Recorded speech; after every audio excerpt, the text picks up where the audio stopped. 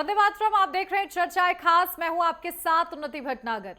केंद्रीय गृह मंत्री अमित शाह ने जम्मू कश्मीर विधानसभा चुनाव को लेकर भारतीय जनता पार्टी का संकल्प पत्र जारी किया है। इस दौरान उन्होंने ऐलान किया कि महिला स्वयं सहायता समूहों के ऋण माफ किए जाएंगे, 5 लाख रोजगार के अवसर पैदा करेंगे। जम्मू में तवी रिवर फ्रंट बनाया जाएगा, श्रीनगर में एम्यूजमेंट पार्क बनाया जाएगा और ढल झील का विश्व स्तर पर विकास किया जाएगा। साथ ही जम्मू कश्मीर में मेट्रो का काम शुरू होगा। किसानों को 10,000 रुपए सालाना देने का भी वादा किया गया है। तो क्षतिग्रस्त मंदिरों का पुनः निर्माण भी किया जाएगा। तो वहीं इस मौके पर गृहमंत्री अमित शाह ने विपक्ष पर भी जमकर निशाना साधा है और कांग्रेस से सवाल किया कि धारा 370 की पुनः बहाली के एनसी के वादे का क्या कांग्रेस पार्टी समर्थन करती है। आज खास इसी पर चर्चा करेंगे कि संकल्प पत्र जारी हो गए हैं और लगातार अब वादों की जंग छिड़ गई है। जहां एक तरफ नेशनल कॉन्फ्रेंस का घोषणा पत्र सामने आया जिसमें तमाम बड़े दावे किए गए हैं, कुल मिलाकर 12 दावे किए गए हैं। तो इसी के साथ साथ अब 25 संकल्प भारतीय जनता पार्टी की तरफ से रखे गए हैं। ऐसे में कितनी उम्मीद है कि जम्मू कश्मीर का जो ये विधानसभा चुनाव है किसके खाते में जाता हुआ दिख रहा है और किन आधार पर, आज खास इसी पर चर्चा खास में चर्चा होगी। अब से कुछ ही देर में खास मेहमान हमारे बीच में मौजूद होंगे जिनसे जानने का प्रयास करेंगे कि धारा 370 हटने के बाद पहली बार जब विधानसभा चुनाव होने जा रहा है तो किस गर्मजोशी के साथ और किन बड़े मुद्दों के साथ राजनीतिक दल खुद को तैयार समझ रहे हैं। क्योंकि देखिए, भारतीय जनता पार्टी की तरफ से भी संकल्प पत्र सामने रखा गया है। 25 संकल्प है और कुल मिलाकर अगर बात की जाए तो महिलाओं पर फोकस किया गया है, युवाओं पर फोकस किया गया है, किसानों पर फोकस किया गया है, बुजुर्गों पर फोकस किया गया है। तो गृहमंत्री अमित शाह ने यह संकल्प पत्र जारी किया है।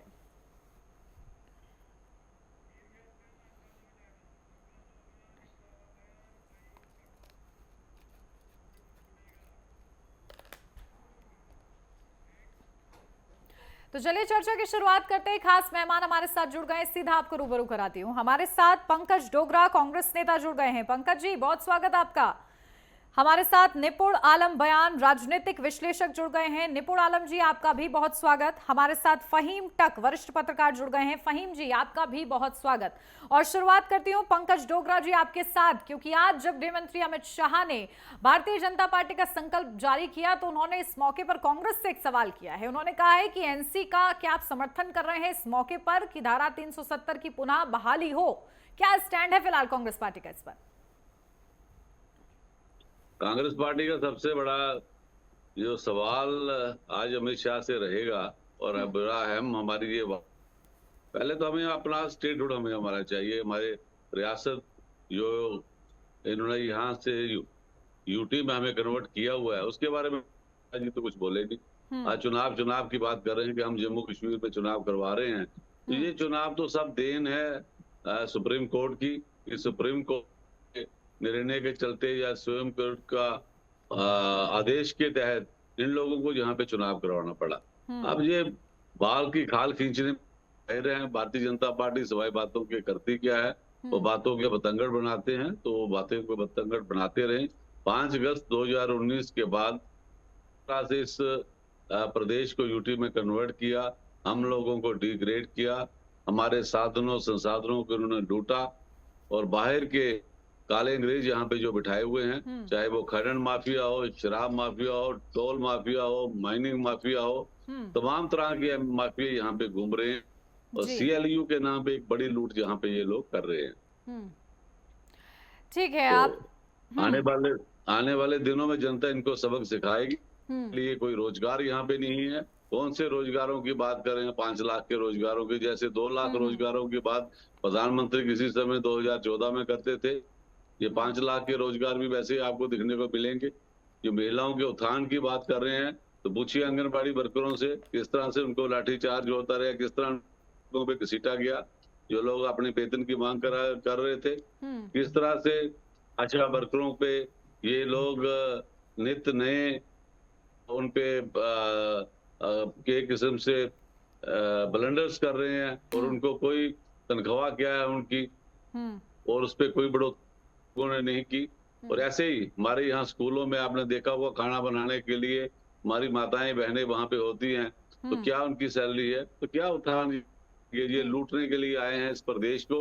इस प्रदेश को इन्होंने लूटा है और पूरी लूट खसूट का माल या तो गुजराती लेके भागे या ये इनके पौने पौने जो व्यापारी यहाँ पे आए हुए हैं, जो इंडस्ट्री के नाम पर यहाँ रेड जोन फैला रहे हैं, हमारे यहाँ पे जो जमीनें जो थी उपजाऊ भूमि पे ये लोग जो इंडस्ट्रियलाइजेशन कर रहे हैं, हमारे वातावरण को खराब कर रहे हैं। जल, जंगल और जमीन, तीनों चीजों की इन्होंने यहाँ पे तबाही कर दी है।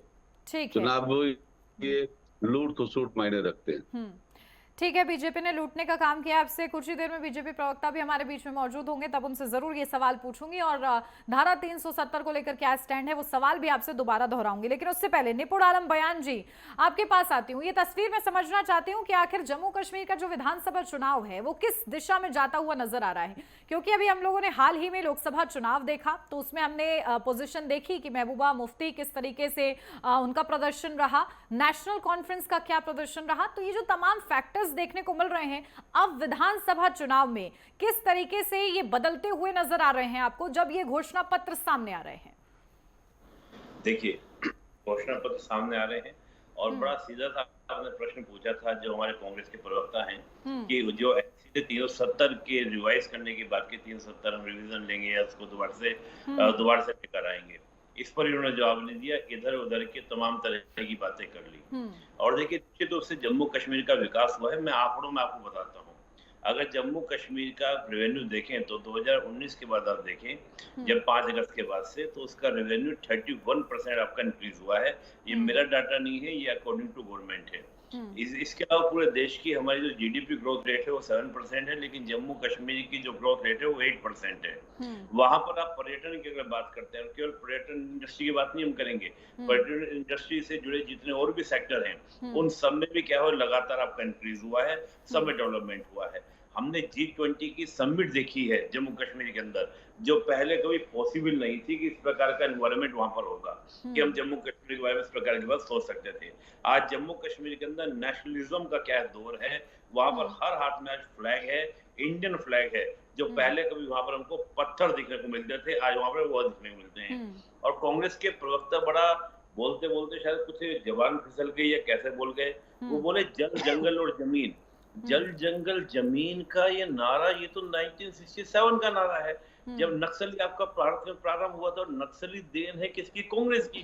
आज कांग्रेस ये कहना चाह रही है कि जम्मू कश्मीर के अंदर भी नक्सलिज्म आने वाला है, और उस नक्सलिज्म की बात आज कांग्रेस कर रही है कि कांग्रेस इस बात को जल, जंगल, जमीन का मुद्दा उठाएगी, जिसने पूरा लाल गलियारा तैयार करवा दिया था पशुपतिनाथ से लेके आप देखें तो आपका तिरुपति बालाजी तक, पूरा रेड कॉरिडोर देन है किसकी? कांग्रेस की। खुद मनमोहन सिंह जी ने 2010 में कहा था कि भारत के लिए सबसे बड़ी समस्या नक्सलवाद है।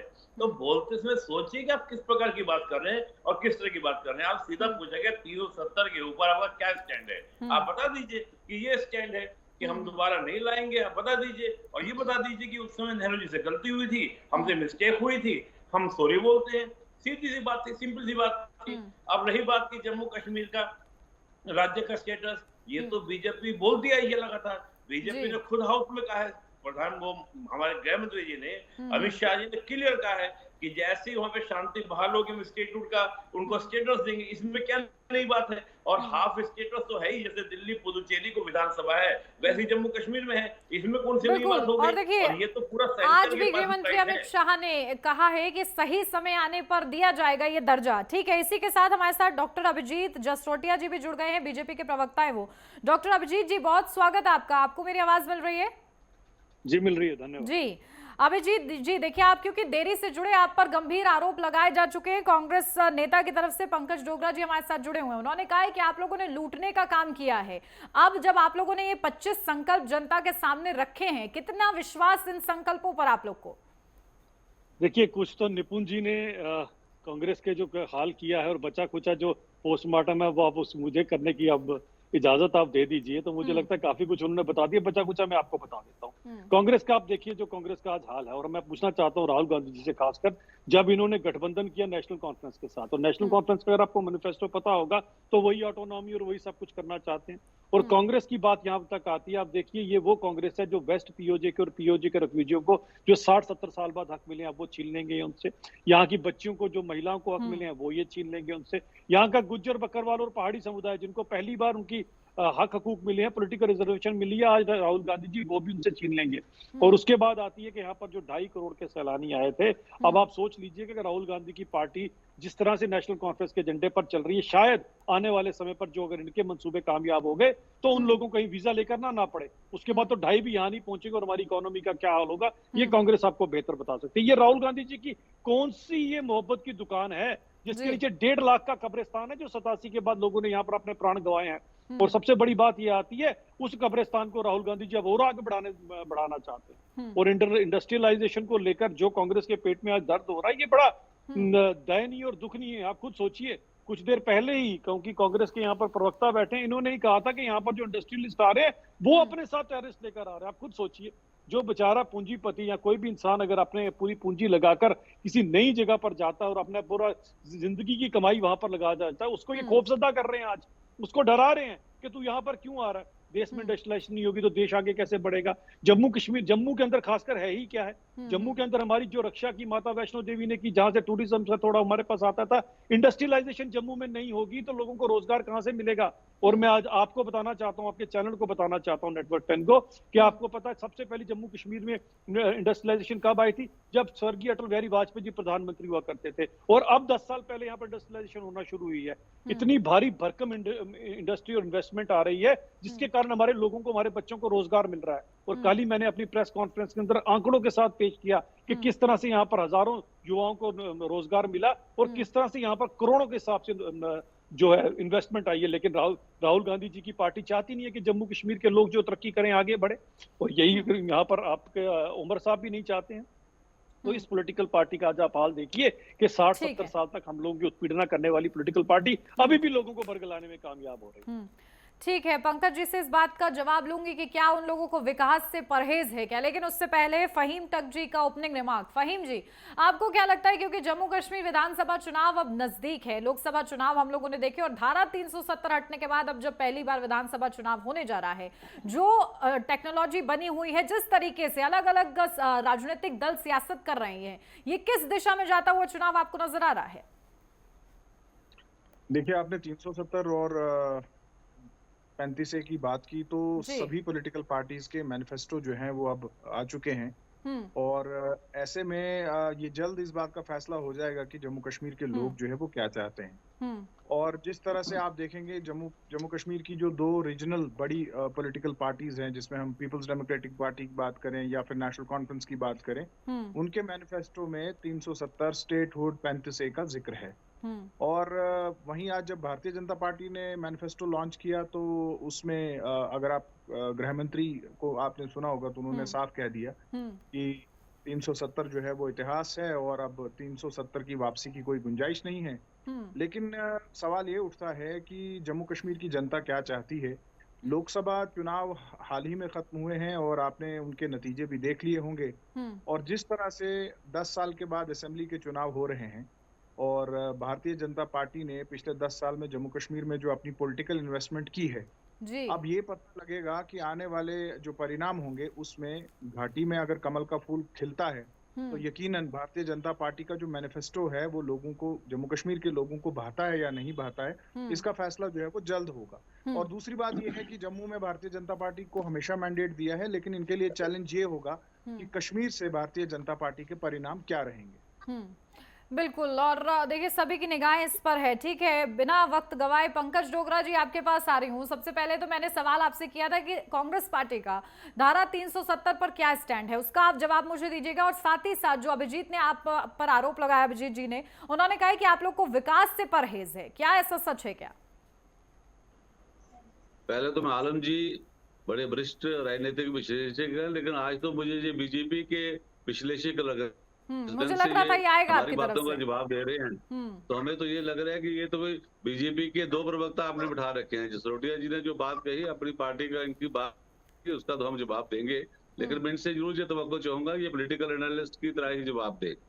और जसरोटिया जी जिस बात की बात कर रहे हैं, रोजगार की बात, तो रोजगार बताएं 10 साल में कौन सी हमारे यहाँ टीचरों की भर्ती यहाँ हुई? 10 साल से कोई टीचर भर्ती नहीं किया गया। कितने स्कूल बंद कर दिए गए हैं, कितने स्कूलों को डॉक्टर अभिजीत जी पॉइंट्स लिखिएगा किया गया है। एक इंडस्ट्रियलाइजेशन के नाम पे आप कह रहे हैं कि यहाँ पे नौकरियां दी गई हैं, इंडस्ट्री पे आइए कठुआ के, ये भी कठुआ के रहने वाले हैं, कभी कठुआ में भी आते हैं।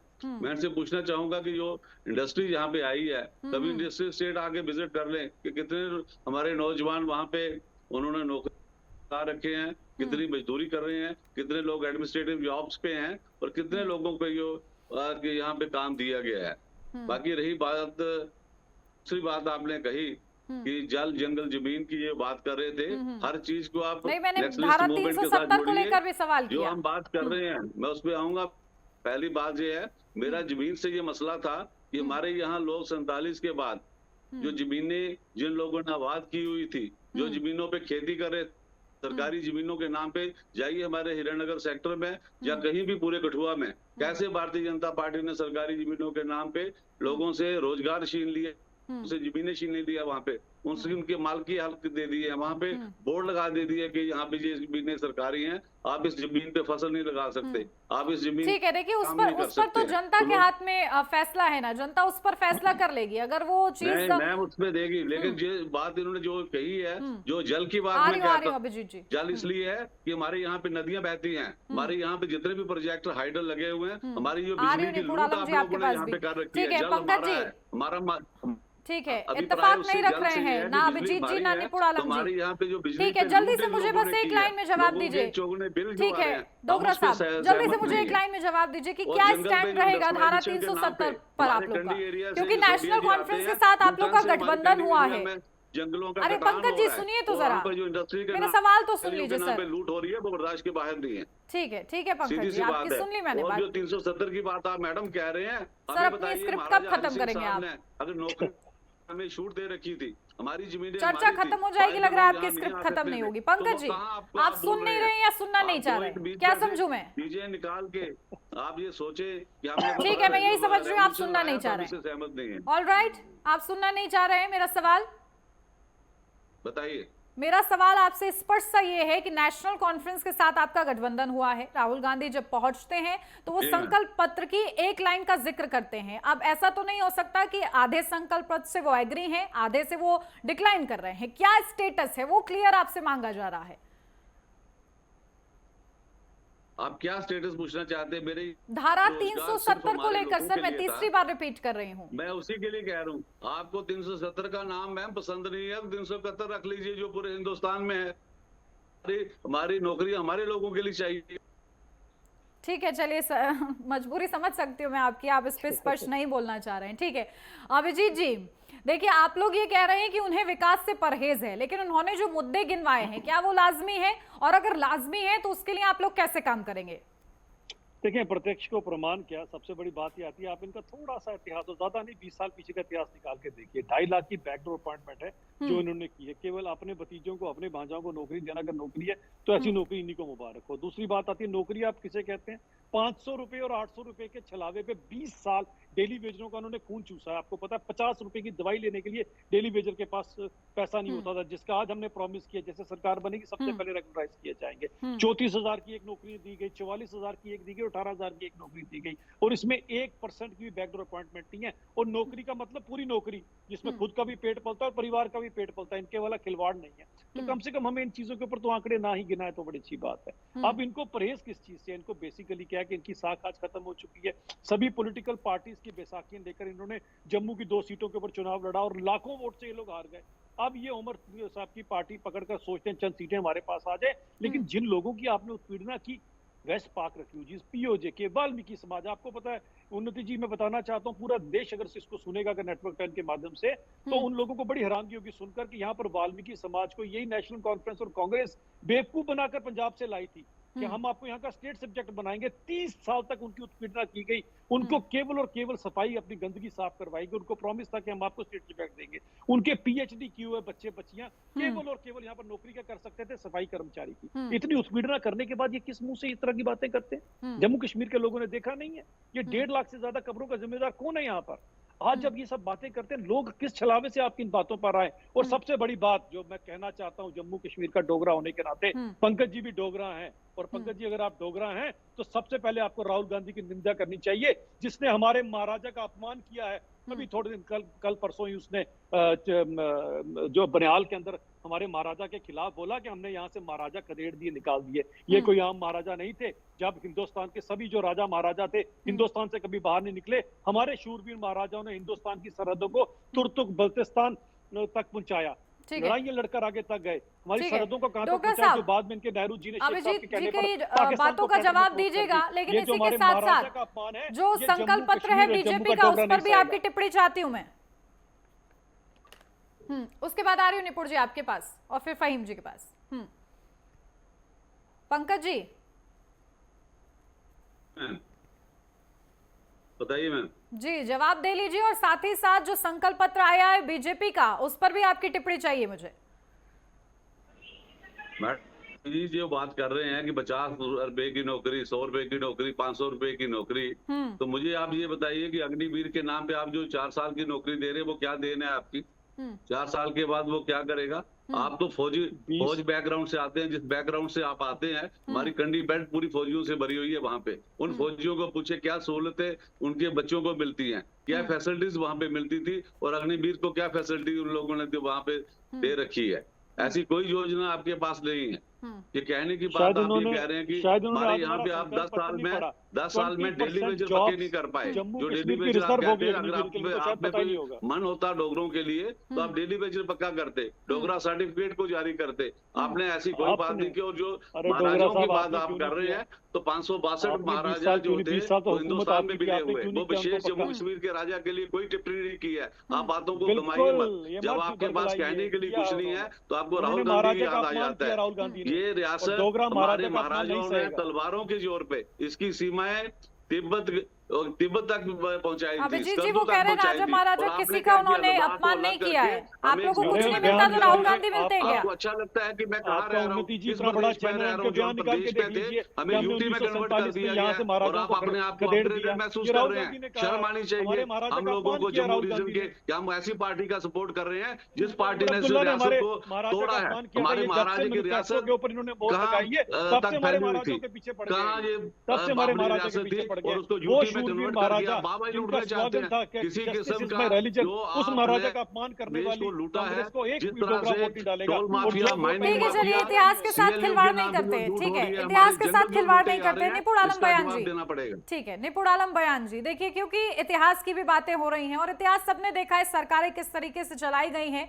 जम्मू कश्मीर जिसे कहा जाता है कि धरती का स्वर्ग है, आखिर उस जन्नत में क्या कुछ हुआ है सभी ने देखा है। किस तरीके से पत्थरबाजी होती थी, कैसे हमले किए जाते थे। अब जब थोड़ी सी तस्वीर बदली है तो अभी जम्मू कश्मीर वासी जो हैं वो बड़े ही आस के साथ देख रहे हैं कि कहीं ना कहीं डेवलपमेंट की दिशा में उनके लिए काम किया जाएगा। लेकिन क्या राजनीतिक दलों की सियासत के बीच ही मुमकिन है? नहीं, देखिए मैं एक जवाब देना चाहूंगा। पंकज जी ने मुझ पे एक बात कही थी। देखिए सभी को बोलने का अधिकार है। भारत का संविधान की खूबसूरती यही है, लोकतंत्र की पहली शर्त ये होती है। मुझे बोलने का अधिकार है, मुझे जैसी तस्वीर दिखती है देश की मैं बोलूंगा। आपको मुझे बोला, आपने मुझे कोई बुरा नहीं लगा, तो मैं पहले तो आपको ये निवेदन करूंगा, कोई बुरी बात। देखिए अभी पंकज जी जैसे आपने पूछा कि राजनीतिक दलों की स्थिति, आप देखिए कि 2019 से पहले 5 साल का डाटा उठा के देखिए, वहां पर टेररिज्म की स्थिति क्या थी।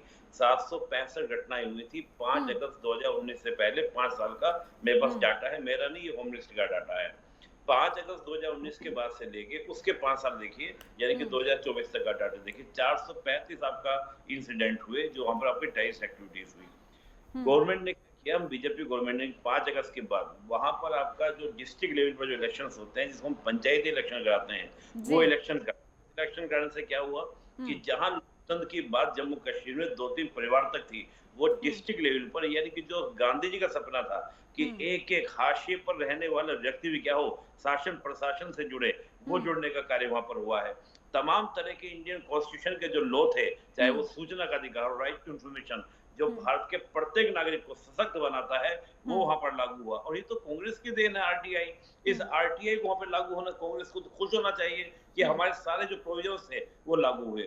और रही बात की डोगरा की जो बात अभी कर रहे थे, ये तो निश्चित है, राहुल गांधी जी छोड़िए, आप नेहरू जी ने इंसल्ट की थी राजा हरि सिंह की। शेख अब्दुल्ला के कहने पर राजा हरि सिंह को हटाकर कर्ण सिंह को बनाया। इनको ये तक इतिहास के, अब इतिहास में जाएंगे तो बहुत दिक्कत हो जाएगी। हालांकि कश्मीर से डोगरा में डोगराओं को बहुत सम्मान करता हूँ, क्योंकि इन्होंने लोहा लिया था डोगराओं ने, जब आपका कबले अटैक हुआ था तो डोगराओं की वजह से ही जम्मू बचा था। तो मैं तो डोगराओं को सम्मान करता हूँ। और एक बड़ी आपत्तिजनक बात बोली है कांग्रेस के नेता ने, इन्होंने कहा हमारे यहाँ नदियां बहती है।